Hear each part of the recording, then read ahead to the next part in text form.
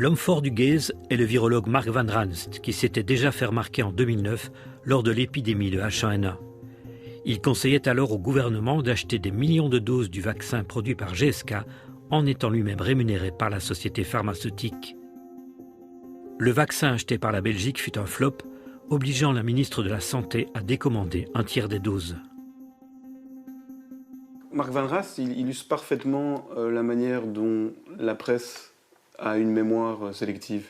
On sait très bien que lors de l'épisode de la grippe H1N1, il avait des conflits d'intérêts énormes avec GSK.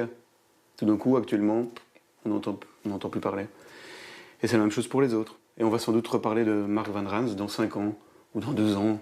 On va faire un article en disant « mais regardez, il était payé par GSK ou par une autre ». Mais c'est toujours trop tard. Donc les médias ont toujours une longueur d'avance sur les intérêts privés, une longueur de retard sur le bien commun et nos intérêts à nous.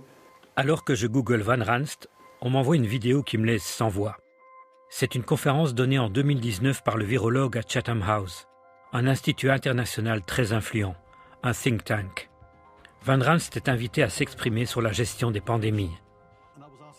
Il va raconter comment il avait réussi à instrumentaliser les médias lors de la crise H1N1 10 ans plus tôt.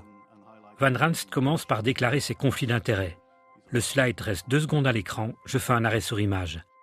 La plupart des Big Pharma sont là. Mark Van Ranst explique ensuite comment il s'y est pris pour mettre les médias dans sa poche. Vous devez être omniprésent les premiers jours.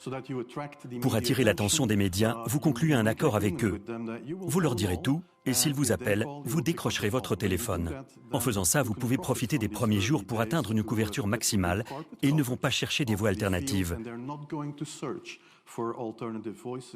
Si vous faites ça, ça sera beaucoup plus facile. Van Ranst est très fier d'avoir apeuré la population par médias interposés. Il suffit de comptabiliser les décès au quotidien. Et puis vous devez dire, OK, on va avoir des décès liés au H1N1. Évidemment, c'est inévitable. J'ai utilisé ça dans les médias. 7 morts de la grippe par jour au pic de l'épidémie serait réaliste. C'est vrai pour chaque année. C'est une estimation très prudente. Mais parler de décès est très important, parce que les gens commencent à se dire « Vous voulez dire que les gens meurent de la grippe ?» Et c'était une étape nécessaire. Monsieur Van Ranst a un certain sens de l'humour, ou un certain cynisme, c'est comme on voudra. Je lui ai adressé une demande d'interview, restée sans réponse. Celui qui conseille nos ministres pour la gestion de la crise Covid applique-t-il aujourd'hui la même recette que pour l'épidémie H1N1 ? Instrumentaliser les médias pour faire avancer son agenda et celui des labos pharmaceutiques. On est content de vous avoir aujourd'hui sur ce plateau. Je crois que les télés devraient se méfier de cet homme, plutôt que l'inviter dans les JT. Tacler le premier virologue du pays fait-il de moi un complotiste ?